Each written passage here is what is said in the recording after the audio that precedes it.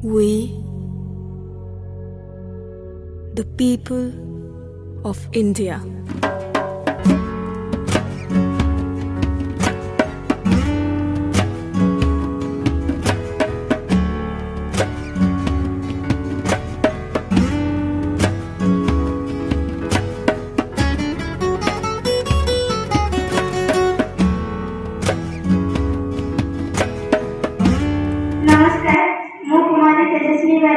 सप्तम श्रेणी छात्री अटे।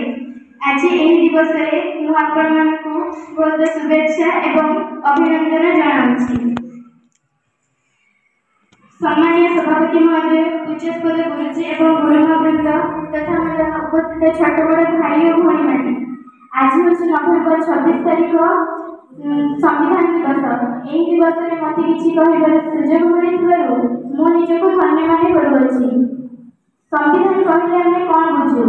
संविधान होउछि गोटे राष्ट्र मौलिक आईन।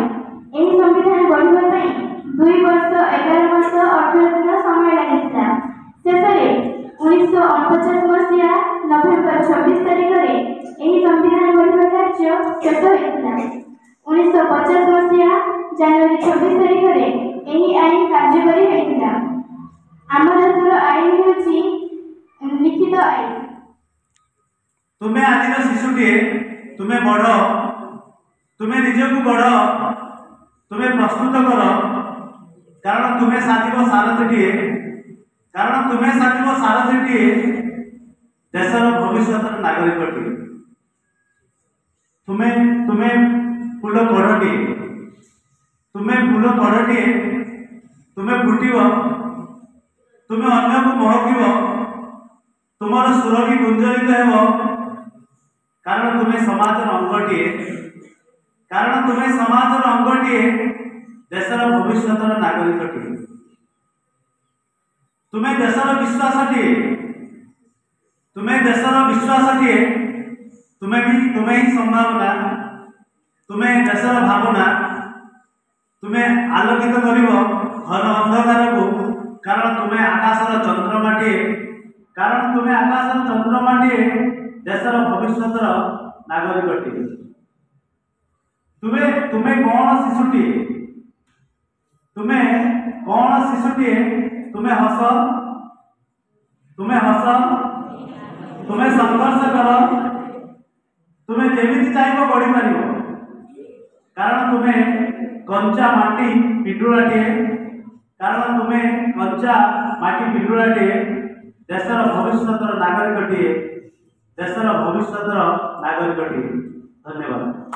भाई संविधान शब्दटी आम कौन पिला माने आम प्राय समस्ते जाचु 1950 मसीहा जनवरी 26 तारीख दिन ठारू आम देश भारत में एक नूतन संविधान प्रणयन है, जहाँ डॉक्टर आंबेडकर प्रतिनिधित्व